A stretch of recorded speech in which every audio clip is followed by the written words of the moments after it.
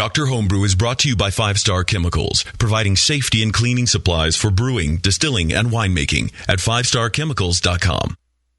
Doctor, look. Stand aside, nurse. I'm Dr. Homebrew. Stand clear.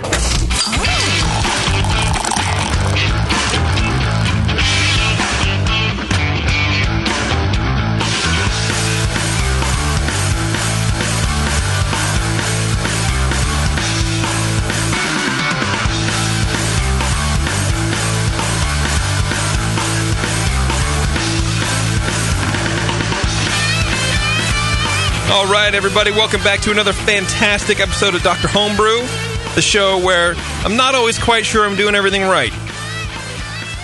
You did it right this time, Dippy. I think so. I don't know what's going on, if it's the holidays, we just got a lot going on in the studio, but I'm sitting here right before the show goes live. I'm doing this right? This is right.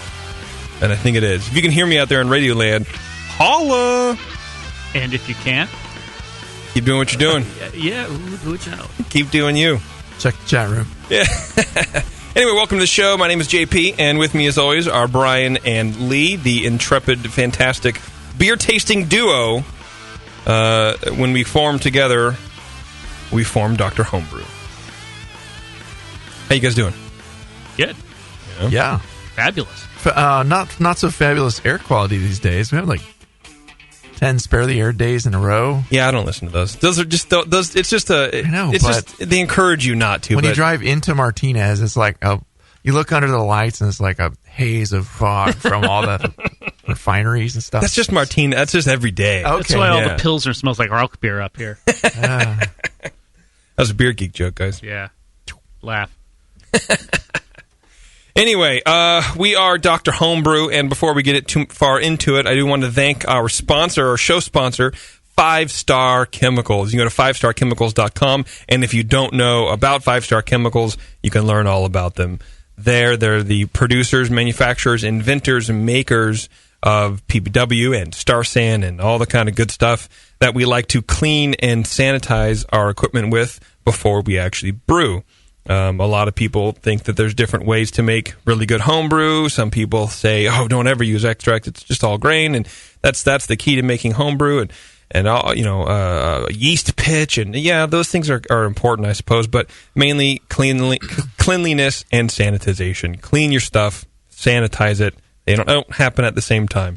But use 5 Star chemicals, I suppose, and everything will be okay. Don't worry about it. I don't like to remember my life before 5 Star, PBW and Star San, because it was not nice. It was not nice. It was an unhappy world. I didn't know enough to,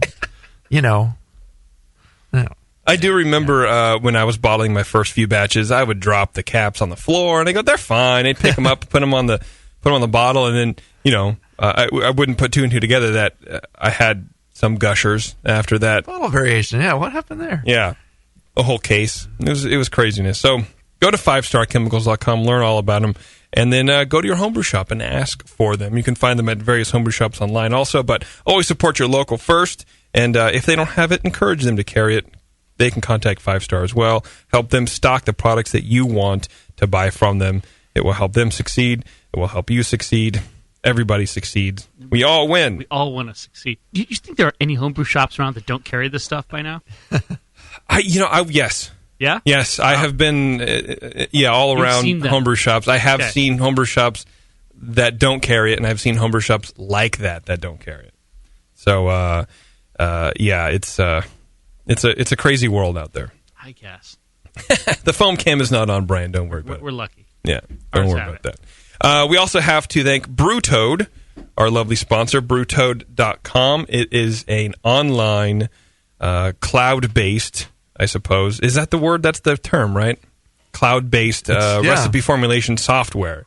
Toads in the clouds, yeah. Yeah. So what you do is you go on to brewtoad.com, you log in, you make a free account. It's all free. You don't have to pay for anything.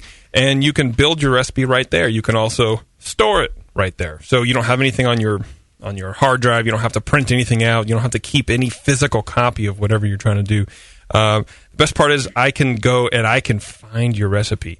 and I can find it on BrewToad, and I can follow it. And I think I can actually make comments on it now. Maybe that's something they're working on, but it's going to be this, I think it is, this super interactive place where you can go and look at my recipes and we can talk about them, and I can brew yours and you can leave notes on mine and I can leave notes on yours, and it's a whole thing. So go over to brewtoad.com. In addition to just offering this really cool product for free, they are our recipe sponsor for Dr. Homebrew.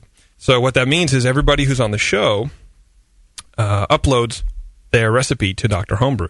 To BrewToad. So you go to brewtoad.com/Dr. Homebrew and you'll find all of our shows, all of the BJCP score sheets that these guys are filling out for you, and all of the brewers' recipes entered by the brewers themselves. So, and it's easy to sign in to that. Right on the front page, you go. There's a mobile page, of course, on your phone. Bam. You can sign up with your Facebook. You don't even have to create an account. Just go in there, and the recipes go on there, and you're happy. Yeah, it's a real cool thing. I highly suggest you check it out. Brewtoad.com. And what do we have tonight, guys? What kind of beers do we have tonight? We have dark. It's a dark beer We're going Tuesday. to the dark side here. We have a robust porter. Yes. And we have an oatmeal stout with peanut butter. Peanut butter. Peanut butter added. What's that about? Why would anyone want to do that? Well, you'd have to ask. You will get the chance. Like I'm telling you this, you will get the chance to ask him that, JP. Oh, I will. Maybe I'll ask you first, but. That's the first. We're all going to say it simultaneously. Why what would were you this? thinking? Yes, this is one of these things we're always afraid to see. I mean, there could be, there's people out there. I've been drinking oatmeal stout all my life, and I just always thought it needed a little peanut butter. I mean, it could. There are peanut butter heads out there. Is that what you're saying? I personally, I love peanut butter. Yeah. I guess I would never have thought to put it in my beer before, like a weird ingredient like that. I mean, I've seen people do. In fact, I remember judging a peanut butter and jelly beer last year. And it was, I don't think they'd added jelly, but they got those flavors in there. I mean, for all they know, they did add some fruit to that one. I don't know. Yeah, it wasn't bad. It was interesting. Yeah, there's people out there that want to make their beer taste like an oatmeal cookie and all kinds of the beer. So yeah, I mean, there's interesting ideas all over. That's the fun thing about home brewing. You can be creative. You can add peanut butter and some chilies and some lime and lemongrass and make some Thai peanut sauce stout. One that no one will ever drink. Right. Well, great. You never know. Well, that's true. See, I want to talk to this guy because not only do I want to know why the peanut butter, but how much he made. And let's say, would you make 10 gallons of peanut butter oatmeal stout? I don't know. 80, 90. Put it on tap at the pub in your basement. Right. I don't know. We'll find out. Swim in it. We'll find out. That's right. Bathe the dog in it. All right. Well, we are going to take a break, and then when we come back, we will have these intrepid brewers on the phone. I believe we're going to speak with the brewer for the Robust Porter, who is Nate. And then, we'll find all about the Robust Porter, and then after Nate, we're going to get into that oatmeal stout with peanut butter. Hang in there, guys. It's Dr. Homebrew. We'll be back after this. Do you know the 3 most important rules in brewing? Sanitation, sanitation, and sanitation. And no one does it better than 5-Star Chemicals. 5-Star knows sanitation. You can only sanitize clean equipment. And 5-Star knows how to clean, too. For craft brewers and home brewers, 5-Star has what you need to keep your fermenters, serving tanks, kegs, and draft lines sparkling and free of any beer-spoiling bacteria. PBW, caustic, acid cleaners, Star Sand, SaniClean, lubricants and defoamers, pH stabilizers, and more. 5-Star Chemicals has cleaning supplies, safety supplies, heat exchangers, pumps, hoses, and valves. And 5-Star is proud to offer eco-friendly products that exceed customer expectations. If you have a cleaning problem, you need the 5-Star solution. Visit 5starchemicals.com or call 800-782-7019. 800-782-7019 and get the 5-Star treatment today.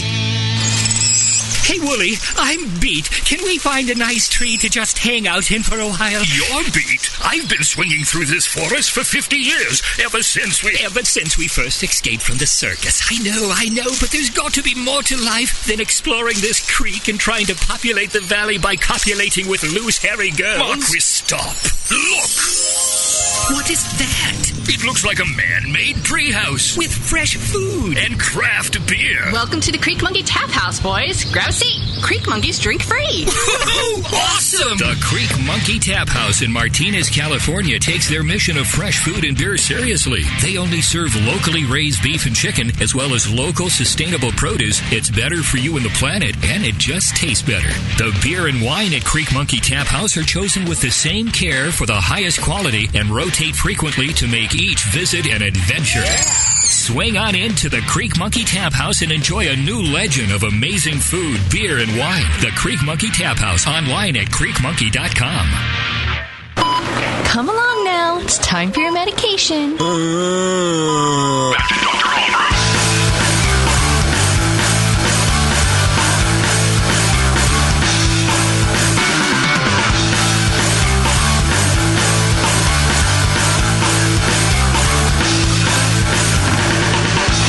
All right, thanks for sticking with us. It is Dr. Homebrew, and on the line we should have Nate, brewer of the robust, the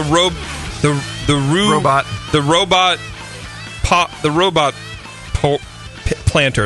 planter. Nate, are you there? Hey guys, how you doing, man? Hello. Good, thanks. Can you hear me? I can hear you just fine. Great. Can you hear us? Yeah, sound perfect. A Skype success. Woohoo!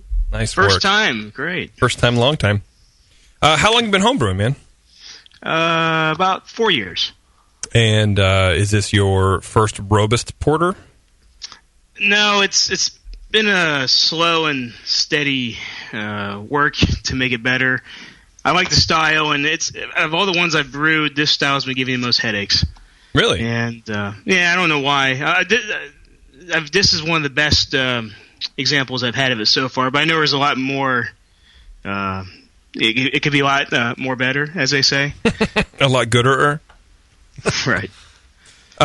So what are you looking to get out of sending us your beer? You just want a little feedback on recipe and stuff like that?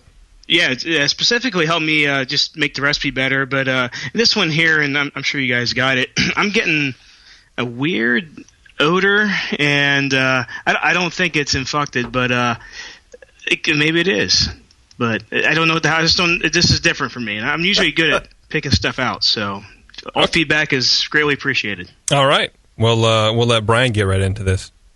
He has a snout full already.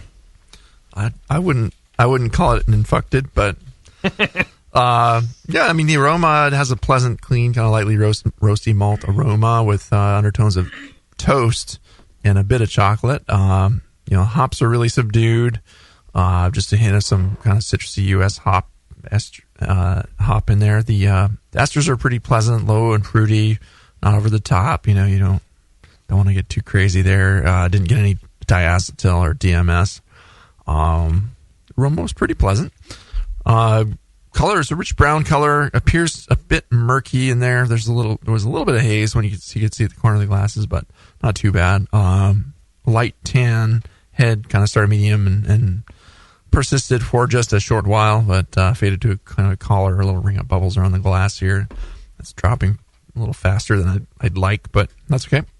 Roasty in the flavor. Roasty malt is up front with an edge of kind of tropical fruit esters.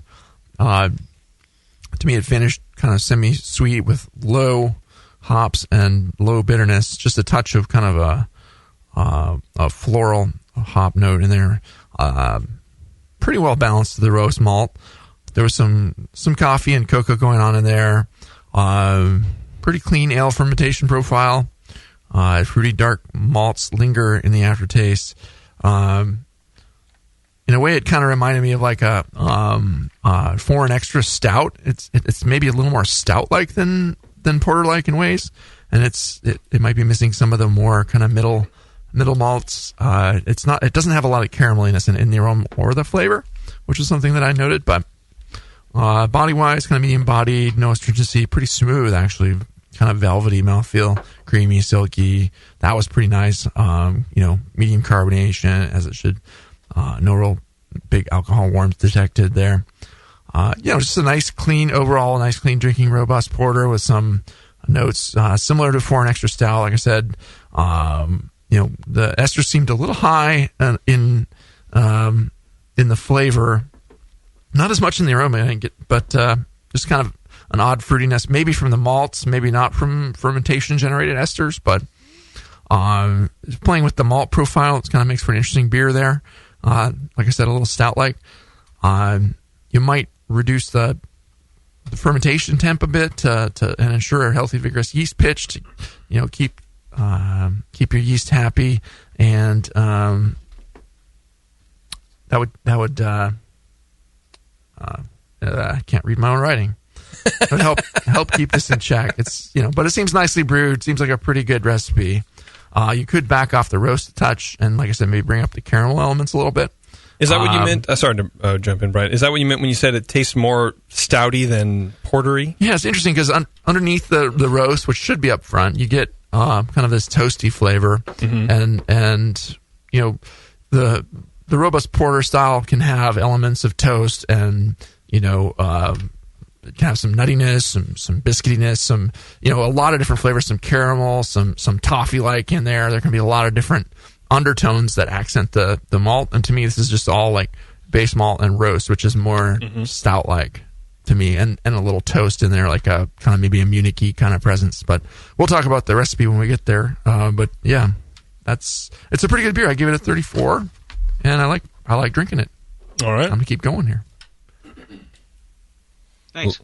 Lee, that's you, man. That's me. What was me? Okay. What did I give this beer here? So I got a little bit of a sort of a peat, smoky, ashy note in the nose, but it sort of went away real fast. It was just an initial impression. After that, it was kind of ashy chocolate, a little bit of maybe a strawberry ester, kind of a little bit of a spicy, resiny hop, some toasted malt aromas, and a little licorice note. It's pretty clean, no DMS or diacetyl. I didn't really pick up anything off in the nose. Poured a nice, creamy, fine-textured, low-tan head. It persisted pretty well. Black, opaque. I could not really manage to see through this beer, even with putting a flashlight behind it. It was a wall. I couldn't see anything, which is fine in this style, but it's interesting. I just kind of wonder why it's like that. Dark, ashy roast note, initial licorice hint, fades to a toasted bread, dry cocoa, cherry, ester, some coffee flavor, low, spicier, woody hop flavor, supporting bittering levels. Is really more about the malt than the bittering. Although, I think tonight when I'm trying this, I'm getting a little more bitter forward than I did when I tried it originally.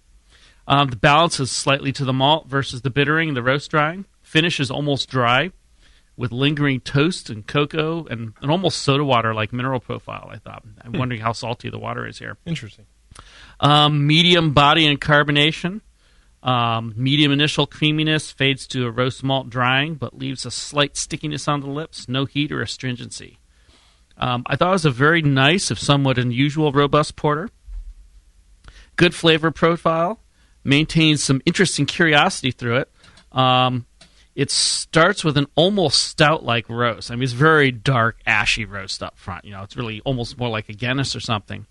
But it gives way to a very deeply toasty malt flavor with a bit of a almost cherry flavor to it and some cocoa. It almost fades into something that's more like a dunkel than a porter or a stout. So I thought that was kind of interesting. That's why I thought it was such an interesting beer. It's just definitely not your average robust porter. If you want to make it into more a standard robust porter, maybe throttle back the really deep roast malts, whatever you have in there for that a little bit. Maybe add a little bit of crystal malt. I didn't pick up a whole lot of that kind of crystal caramel sweetness, which is pretty common. But having said that, I think this is an interesting beer. I would kind of leave it as it is. I wouldn't mess with all that stuff. It's the toasty, bready character is kind of interesting. It's got a little more esters in some of these, at least the American ones. I thought it was a pretty nice beer. The one other thing I sort of picked up on tonight was it's a little bit in the tart. I wouldn't say really tart or acidic, but it's got a low sharp, pH. Yeah. It's fairly sharp on that. And that can work with a darker beer, but what does that come from? It's just water pH. Roast malts bring the pH down, give an acidic note. Maybe a touch of some calcium carbonate to bring the pH up a bit would help, but sometimes it's better to leave it nice and tart like this, and sometimes it helps to help smooth it out a little bit. Definitely, if you want a smoother flavor profile, it would probably help. My beers get this a little bit too, and if it's a little heavy like this can be, it's hard for me to drink it. Mm-hmm. Yeah, well, one way you can test it out, if you got a little bit of chalk, calcium carbonate at home, just put a pinch of it into a glass, put the beer in, see if it changes the flavor, brings it to where you want it. Oh, okay. And then so If it does, if it corrects, then it's a water thing, and if it doesn't, well, add more it'll or correct it. Oh, It's okay. whether you like the flavor profile. At that point. Okay. But it doesn't take much. Like a little bit under your fingernails, probably enough for a couple ounces of beer. Yeah. Doesn't take much salt to bring it up like that. Calcium carbonate or sodium bicarbonate, some baking soda is a little easier to get in there. Okay. All right. Anyways, so that's what I thought. I actually gave it a 38. I thought it was a pretty nice beer. It was an somewhat unusual flavor profile, but it was good. So what did you not like about it? Me? Yeah, you and me. When you first pour it, it's just like sour. It's just the most bizarre, odd aroma that I've ever smelled in my life. I don't want to say it's sour, but it makes me lend my mind to that. And then it kind of comes through in the flavor, and I can't place it. And maybe you guys kind of got that too. It's like, well, this is different, but it's not bad and wrong, but it's very odd and unusual. It could be that sharpness and acidity. So how acidic or alkaline is your water there? My water is off the charts alkaline. I got my report here. Bicarbonates are 354. You should be brewing some really good dark beers. Yeah. Yeah, but I've tried this same recipe. The one before this one, I brewed straight up with my water, and it was just a little. It worked once, and the other time it didn't work at all. So I'm like, screw it. All my beers anymore, I just do straight RO and I doctor it. And it looks like here I used 40% of my water and 60% RO. Added 11 grams each of gypsum and calcium chloride, and my pH still was being a bitch. And I put 3 tablespoons of phosphoric acid for a 5.75 pH. All right. So 5.75 pH is where it ended up? You measured that? Yes. Okay. So the gypsum's going to bring your pH down. So if you're worried about an acidic tasting beer, that's only probably going to make it worse. Calcium carbonate will bring it up, or sodium bicarbonate will bring it up. Those are the things you want to raise the pH and try and cut that acidic flavor. And the phosphoric acid obviously is going to make it more acidic again. So, I mean, it sounds like you got the right idea trying to get the pH corrected, but it doesn't taste like a 5.75 pH beer. That sounds like a little like a chemistry experiment there. Yeah, it does. I might just go back and just brew it with your water and start over with that rather than trying to engineer it, That's true. I thought that gypsum and the calcium chloride both will drop the will help drop your pH. Yeah, that's right. Did you said, and of course, all these roast malts should do it as well. Gypsum, I don't think will. It's a calcium but they both carbonate. have calcium in it. It's the carbonate that does it. I mean, the problem is no, that's chalk. It's calcium carbonate. Calcium. Calcium sulfide's gypsum. Yeah, generally the calcium helps reduce the pH of the mash, making it more acidic. Yeah. I'm pretty sure my water's a bear. You're not buying that, Lee? Works better than the gypsum. I know that. I'm going to have to go back and dig this up again. But, the sulfate, I think the carbonate really works quite strongly for that. The sulfate I don't think does much. There's an excellent discussion in this in John Palmer's online edition of his How to Brew book. And you can look it up there, and I should probably look it up now or during the break to make sure I get this right. But I'm pretty sure the gypsum isn't going to help you a whole lot with this. The carbonate will. That's what's classically in the Dublin water is carbonate that makes it so hard and good for doing dark roasty beers like this. Yeah. And that may be what you've got going on. The other thing I'd be curious about, what kind of dark malts did you put in here? This was a 15-gallon batch, and there was 1 3/4 pounds of 350 chocolate, and I used a 3/4 pound of Black Patent, which I am slowly backing away from using that altogether, just trying to find other dark grains to replace it. I hate that grain. I've thrown it out of all my dark beers. Yeah, that's probably why it's coming across like a stout.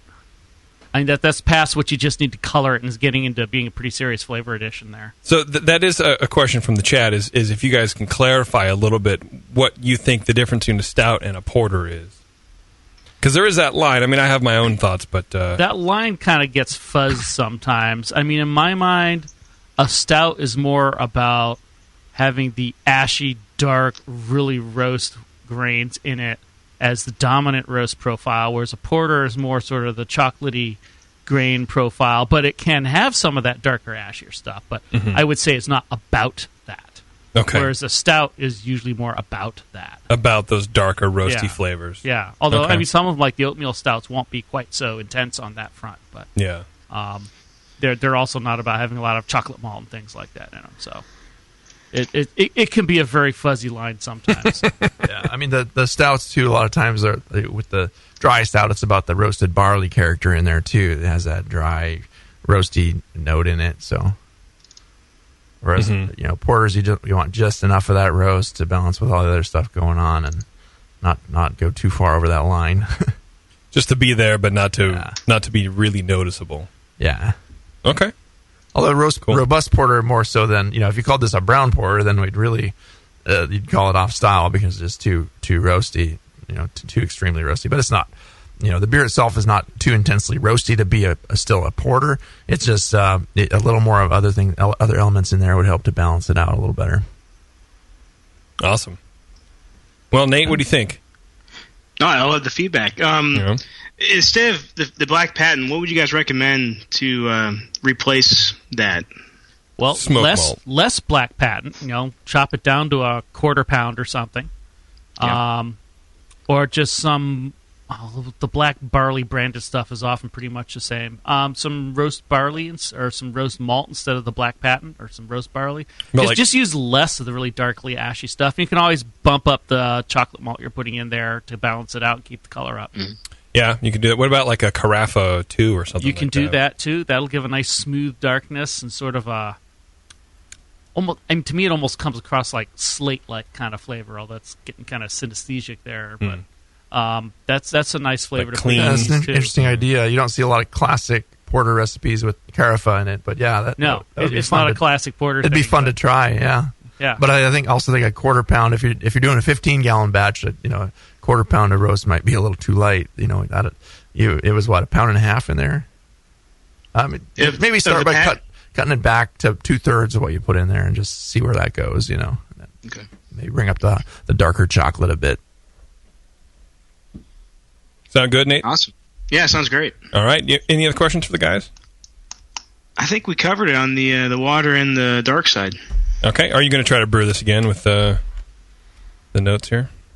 Yeah, I'm going to do. I'm going to do this batch with straight up my water, give it another shot, and I'll probably just pull the patent out altogether and just roll of chocolate, maybe a sprinkle of Carafa. Yeah. Well, do it. Let us know what you think. Let us know how it comes out. One other thing I forgot I wanted to ask you this. All I added for my crystal malts was I just had some 120 and I put 2.5 pounds in, which I think that was 8% if I was looking at my Beersmith thing here. Other than that, it's just Maris Otter. I mean, a ton of it. Mm-hmm. Yeah. So maybe go with a lower crystal malt as well, like a 40 and the 120 that kind of, I don't know, make it more interesting or something. Yeah, like a lower amount and more dynamic use of them, maybe? Yeah, higher L, like the 40L or the... It would bring out a more sweeter, more straight-up caramel flavor to do that. Mm-hmm. I imagine probably some of the toastiness I'm picking up here might be coming out of that really high loft stuff. That can come across pretty toffee-like sometimes. Was there some Munich in here? None at all. None? Okay, no, wow. That cherry's a ferment ester then, I guess. I wasn't sure about that, yeah. Yeah, you could if you want. Again, I actually think this is a very interesting beer as it is. Maybe a little pH correction would help, but do what you want. It's your recipe. Figure out how to make it please you. You're the one who's going to drink the most of it. That's true, and but I appreciate the feedback. And it was a riddle and wrapped in an enigma, and I'm glad your guys helped me crack it here. Cool. Awesome. That's what we do here. We're just giving you more riddles and enigmas. If you listen to everything we said, we're just contradicting ourselves all the time. We'll lay an enigma out here, yeah. Don't listen to anything we say. We're all learning. Yeah, all right, Nate. But Thanks. Riddle's not here. Thanks, man. All right, thanks, guys. All right, take it easy. The Riddler has left the building. All right. Good beer, though. Yeah, very good. I like it. No, I like that beer. You can drink a lot of that. All right. What do you say? Let's take a break, and then when we come back, we're going to get to this oatmeal stout with peanut butter. Okay. All right. All right. Hang on, everybody. We'll be back in a bit. Since the first time the Brewing Network microphones turned on, more beer was behind it. More Beer sponsors the programming on the BN because, like you, they love brewing. And like the Brewing Network, they love sharing their knowledge. Morebeer.com isn't just a website to place your next equipment or ingredient order. Morebeer.com also gives you access to free beer information that will make you a better brewer.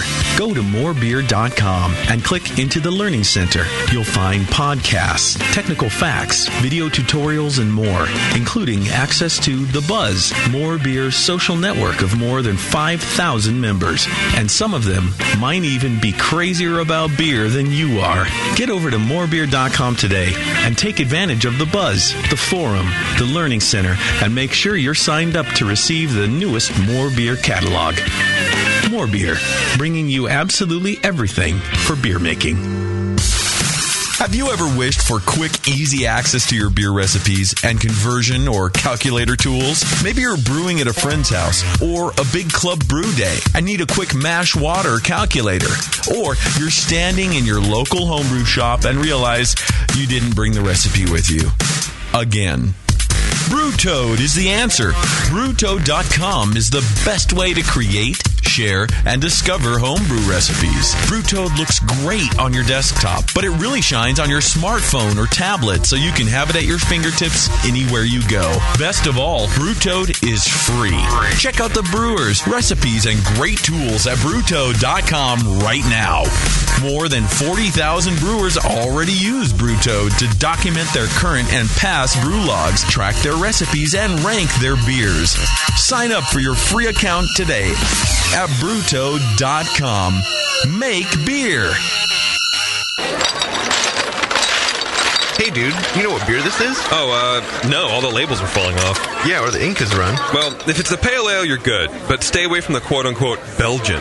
Oh, man, this guy needs to get some grog tags.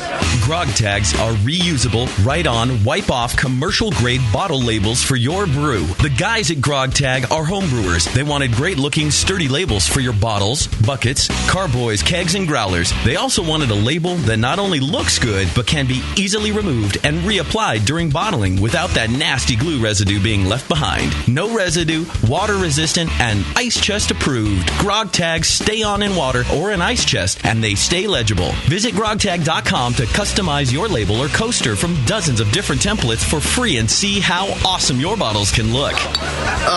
It's that pseudo-Belgian. Yeah, we're getting him some grog tags, dude. Grog Tag. At least your beer will look good. grogtag.com. Now count backwards from 100. 99, 98, that's it. 97, 96, 95. Now back to Dr. Homebrew.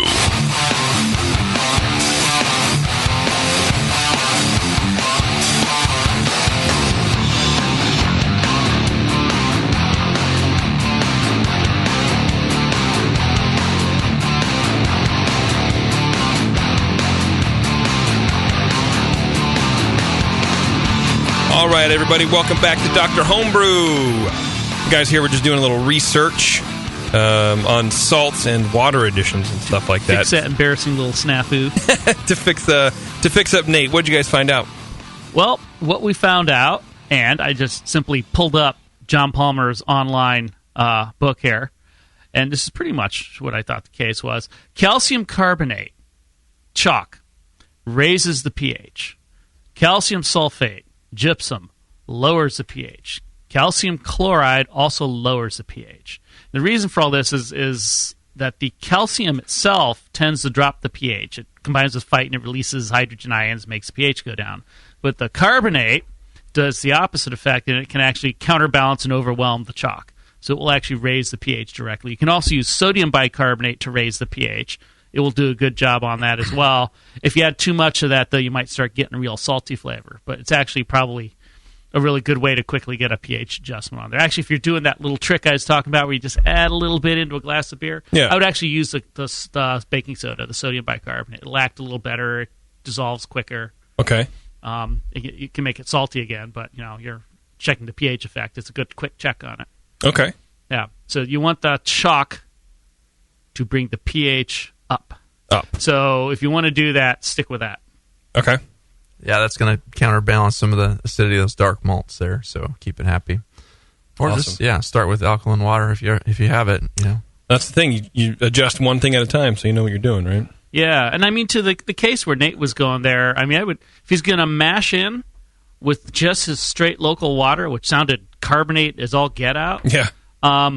Do it, and then just take a quick pH reading and maybe another one about 5 or 10 minutes in. And if it's not where you want it, then start hitting with the additions. Okay, into the mash. Yeah, into the mash. Maybe you could do a little half-pound test mash on the side if you want to be scientific about it, but see where that water will get you. That should actually be good water. Although for a porter, maybe it's overwhelmingly carbonate. I don't know. Yeah. Nate does seem fairly scientific. He's monitoring everything there. I mean, so he's paying attention to the things that matter, and that's good. So keep it up and keep trying different things. You could try that nomogram in Palmer's book if you can figure it out. It's doable. It's just kind of a pain to ruler your way across that thing. You also put some peanut butter in instead of all those salts. Yeah. Speaking of peanut butter, maybe some almond butter, some macadamia nut butter would be nice. Eric, does the thought of almond butter offend you?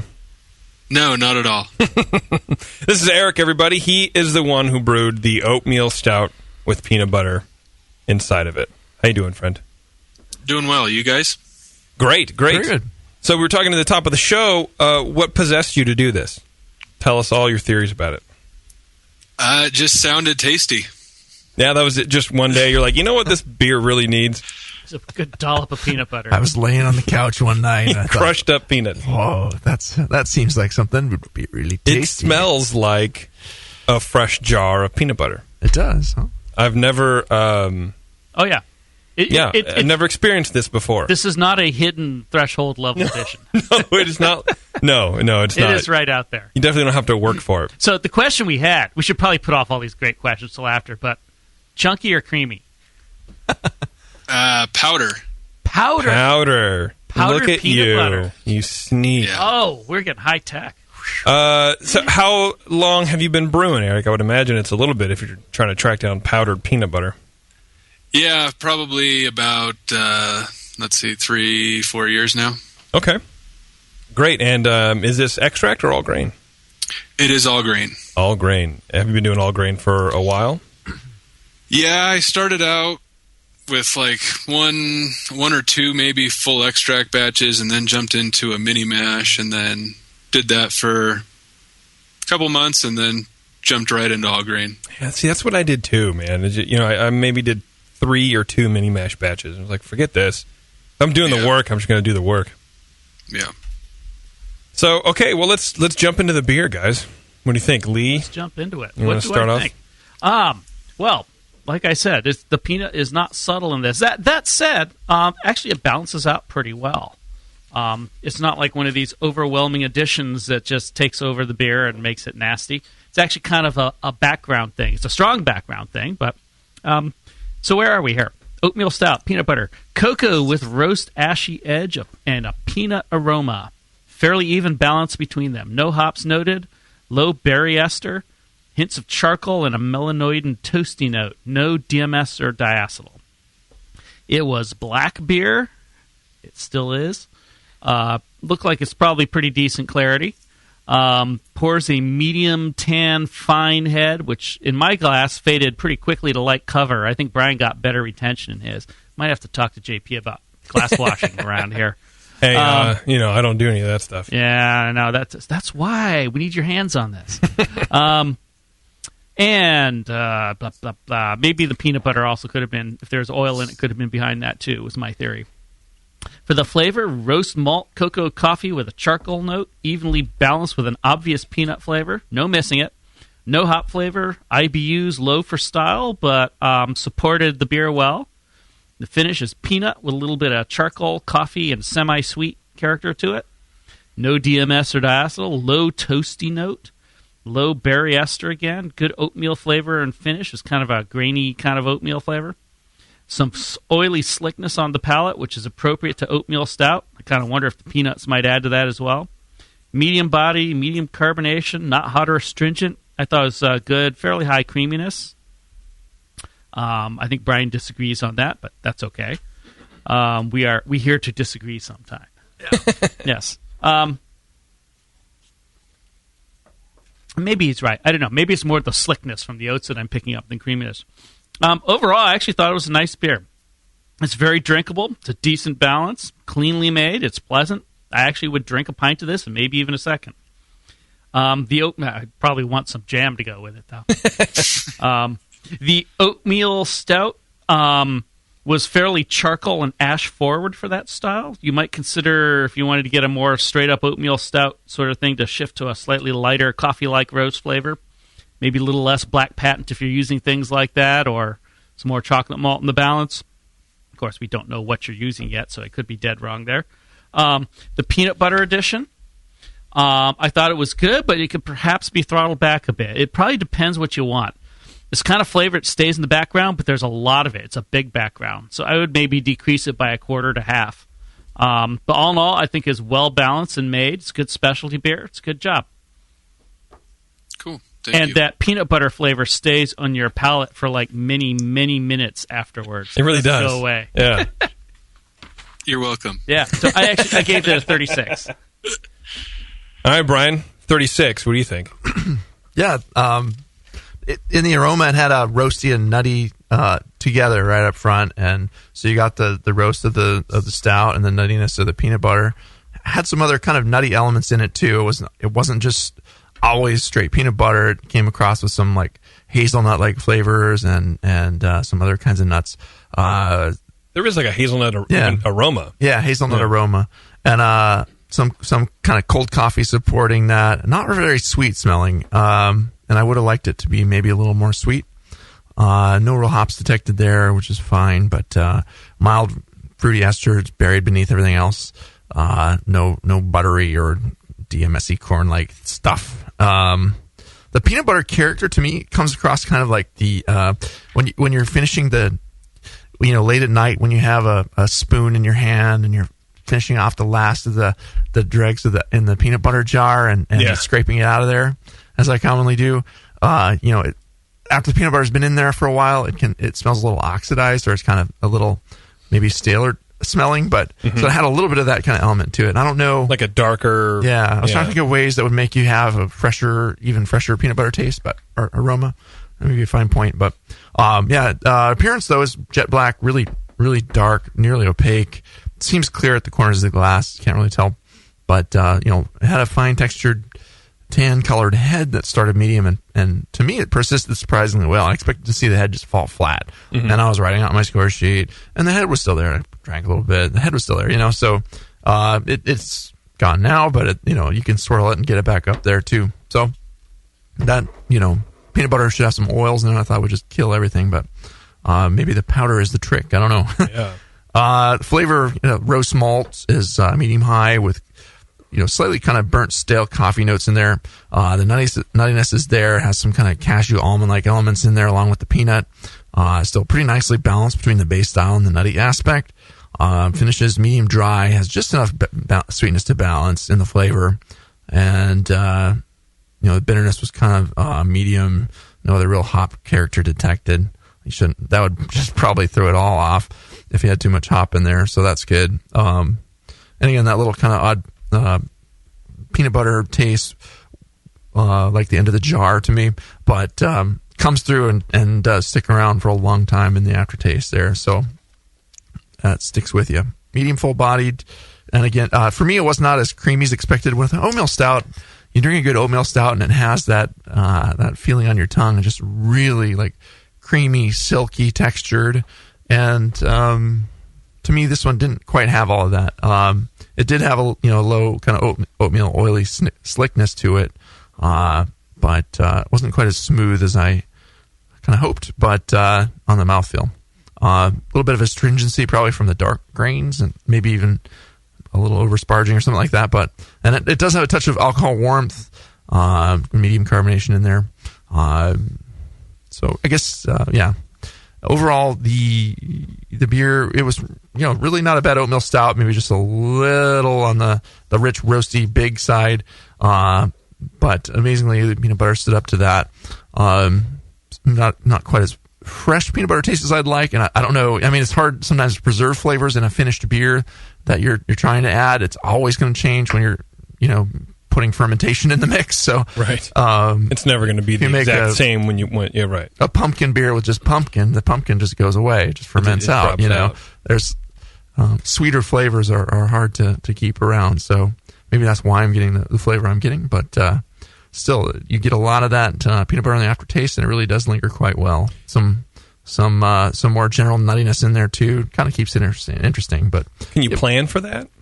Can you maybe make the beer a little sweeter, maybe a little more crystal malt in there to kind of with make up for that? Raise the mash temperature. Yeah, where you want to bring out some sweetness and or where you're going to be adding a lot of adjuncts to a beer, and you want to keep some sweetness or some balance. You would want to raise the mash temperature, and peanut butter, if it has sugar in it, which most peanut butter does, that's gonna dry out the beer a little bit too there, and so raise the mash temp maybe more than you even would for the base beer, just to counterbalance that a little bit. So you won't ferment everything. Yeah. Right. Okay. And you tried with different ways of adding the peanut butter. The powdered peanut butter. I've never heard of this. Does it also have powdered toast in it? No. Okay. Where do you find powdered peanut butter? Astronauts. I actually ordered it on Amazon, but you can get it in a lot of grocery stores now, and it's made by Bell Plantation, and just add water basically. Do you use it? This is a dumb question. I feel like I'm interviewing like a Martian for the first time. Do you have it in the home? Is that how you make your peanut butter? Some people maybe. No, I don't typically use it. I bought it just for the beer because it was the easiest way to get it in there. I have to ask these things. I apologize.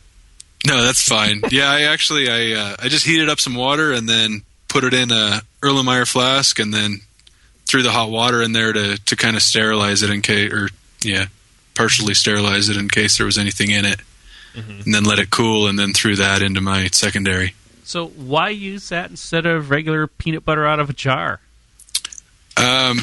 Supposedly it's got less oil in it, so that was that was kind of the big part of trying to keep the oils down, and also usually coming out of the jar it's not very runny, so I was able to adjust with water this way and make it so it would run freely.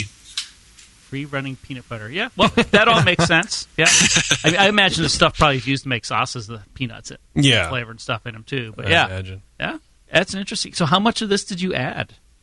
I added a pound of it. A pound? Wow. In how many gallons? How much beer? In 5 gallons. Well, it was actually like 6 gallons. That's a lot of peanut. Yeah. Wow. Yeah, I heard Jamil talking about it in the past, and he was saying, I like a really solid peanut butter flavor. So I was thinking, well, I've never done it before. I'll start with a pound and see where it goes. Who's this Jamil guy you speak of? Is he a magician? Yeah. He's a guy who talks about a lot of stuff he's never done. I like a solid amount of peanut. Have you brewed a peanut? No. Yeah. Yeah, well, it worked pretty well, actually. I like that beer. It probably could use a little less peanut butter, but that might just be a matter of my preference. I mean, I guess it depends on what you're going for. It's like an oak booze aged beer, right? Are you going for booze oak aged or oak booze aged? Yeah. Like you're going for oatmeal stout with peanut butter or peanut butter oatmeal stout? I just need some jam now. You can just experiment with the peanut addition methods. I mean, you could even do a split batch and, do 3 different kinds of peanut butter and do the powder in one. Just do regular old chunky peanut butter in another, creamy in your favorite brands. Open a fresh jar of whatever it is and throw caution to the wind. Just dump some oil in your beer. What's the worst that's going to happen? Or you could go to the trouble of actually making peanut butter. And I think we made peanut butter in my second grade class. It's not hard to do. And I was like, cool, you can make your own peanut butter. Then later I discovered you can make your own beer. But I realized I can buy both of those at the store. That way you could, and you could put as much or as little or no oil in it as you wanted. Just get fresh peanuts and maybe use beer instead of oil. I don't know, or wort. I don't know. Mess around with it. I will say it does taste like I just had some dry roasted peanuts. Yeah, with a little chocolate roasty. Yeah, it's a very pleasant aftertaste. It is a bit nutty. Actually, yeah, some more chocolate malt might be nice. End up tasting like Reese's peanut butter. Yeah. Yeah, I would like a little more chocolatiness in the base beer. Yeah, that would be kind of cool.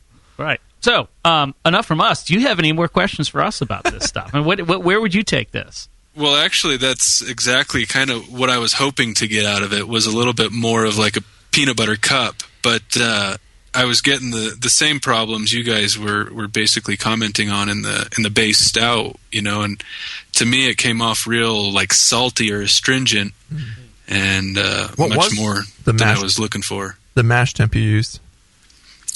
It was about 152. Yeah. I would want to start a little higher. Yeah, maybe try 156 the next time or something like that and see where it goes. But yeah.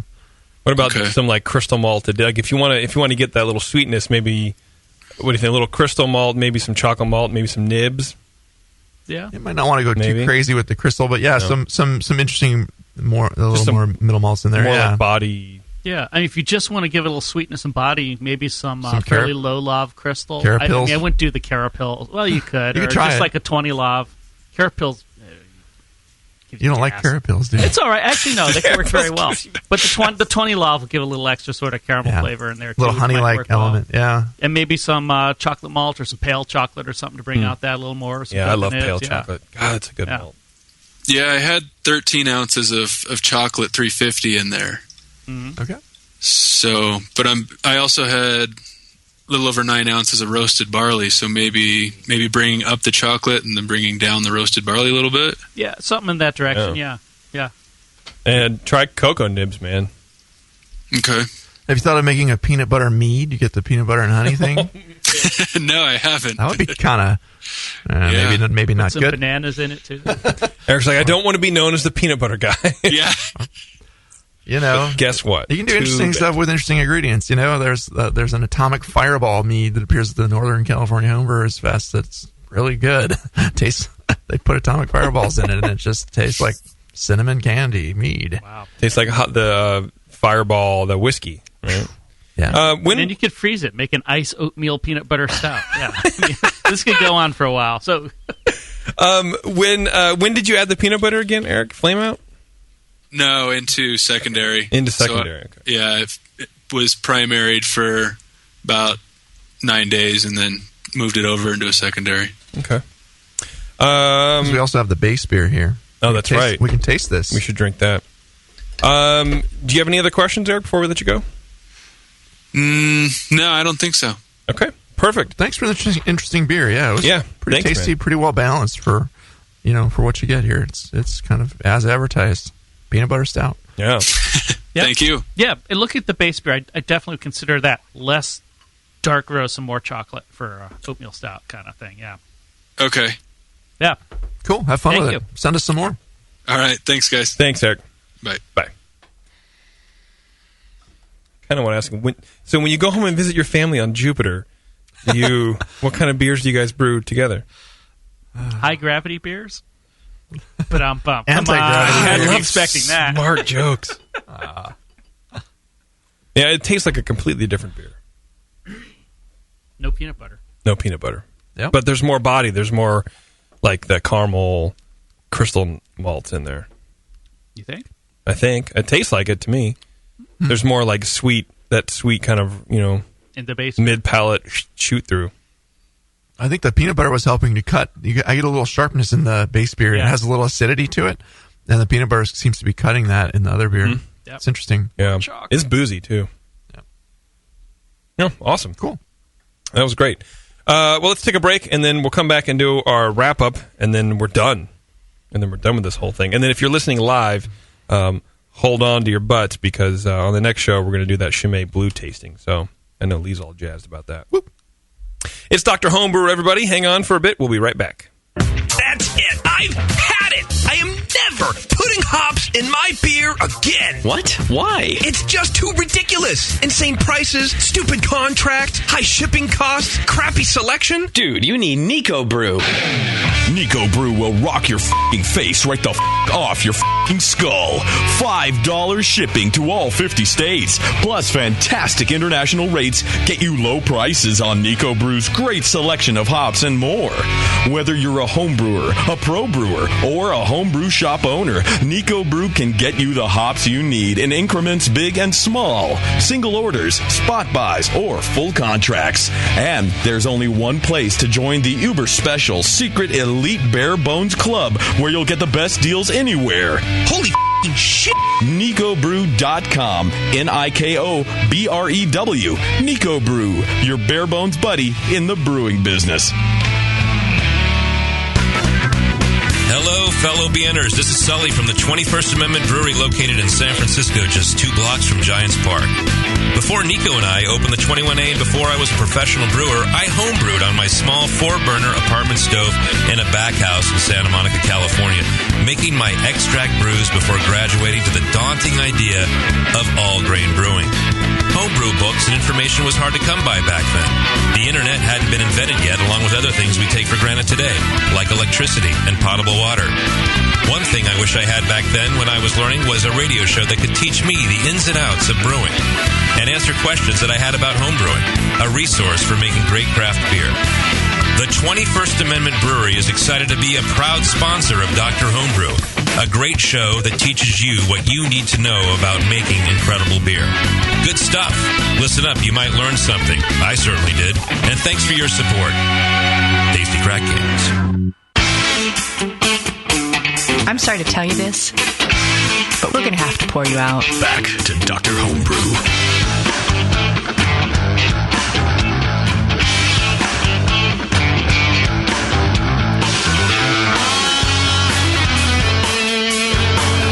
All right, thanks for sticking with us, everybody. It's Dr. Homebrew. Don't worry, we're not going to pour you out. I had a dream about that once. It was not good. About being poured out? Yeah. What happened? I hit the floor, and I splashed. I mean, what can you say? I soaked into the wood. It was real weird. Liquid Lee. Went down the drain, and it ended up out in the Antarctic somewhere with the seals. Did you have this dream in, like, the 70s? No. After eating a blotter sheet? Or No, I wasn't eating blotter sheets in the 70s. Not quite that old. 60s? Well, somebody might have fed me something. No. This is okay, enough of that. Here we are on the recap section of Dr. Homebrew. So we're going to go through and just kind of briefly give a rough overview of the suggestions that we made on the beers that we had tonight. So the first one was the Robust Porter from Nate. And we talked about that roast ash difference between a porter and a stout. Right? And need to kind of define that a little bit more. Yeah, mellow out that roastiness. Find the gray zone. Yeah.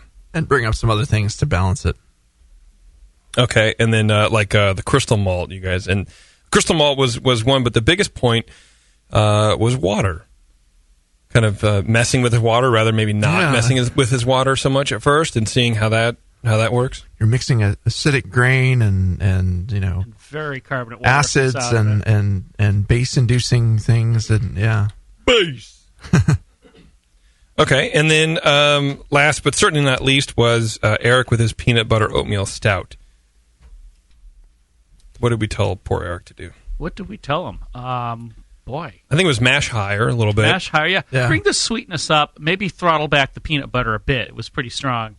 But it could use a little bit more sweetness. And again, maybe a little less on the ashy, darker roast and bring up the chocolate character some more. Maybe even throw in some cocoa nibs if you're feeling adventurous. But no, maybe... and you should be feeling adventurous. Yeah, maybe a little pale chocolate along in there or something like that.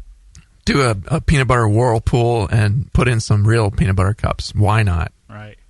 Peanut butter whirlpool just sounds real butter, good. Although the powdered peanut butter probably is a good idea considering what's going on here. Yeah, probably. For the lower oil machine. content. Yeah, it was actually for a beer that I look at the name, it's like, oh my god, why did somebody send me this? I have to drink. But it actually is quite good. It was very good. Yeah, I read that too, and I was like, I have literally no idea what it's going to be. We judged it as a specialty. I think it may be a while before they include peanut butter oatmeal stout in the style guidelines, but it was you wanted it, you got it. Yeah. It was cool. I appreciate that kind of creative brewing, especially because it wasn't terrible. Yeah, it was actually pretty good. Yeah. All the peanut heads out there would really love this. I think. Yeah, it'll be the next big thing. The hop heads, the sour brains, and the peanut heads. Oh, God, anything new in this industry, please. Yes. You got your peanut butter in my stout. That list of the 10 top most popular best IPAs. Did you see that came out recently? Oh. No. I was looking at the list. I guarantee you they all taste exactly the same. Huh. Anyway, sorry. I don't mean to ramble. The IPA can have some subtlety to it. It can, but it never does. One can taste more like a cat box than another. That's just what I want. I like IPA. Persian versus I appreciate Siamese versus the Tabby, breadth of different hop characters that are in IPAs. Yeah, well, you're a beer judge, right?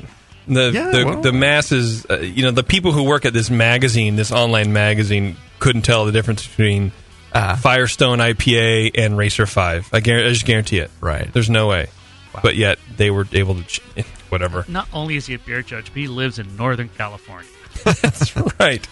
That's right. He can't even trip without falling over an IPA. That's right. And I like visiting San Diego, too. Something. It's fun. Anyway, all right, everybody. Thanks for sticking with us on Dr. Homebrew. Hope you enjoyed the conversation. Don't forget to visit our key sponsors here, 5 Star Chemicals. Go to 5starchemicals.com. Check out some PBW and all that kind of good stuff. And Brew Toad, if you want to check out these recipes and learn what the guys did to make the beers that we judged on the show today, brewtoad.com/Dr. Homebrew. And all guests appearing on Dr. Homebrew tonight will be getting a nice prize pack from 5 Star PBW, little star sand, some odds and ends and bits and bobs. And 5 Star, they love us, and we love them. And, all right, take care of yourself, everybody.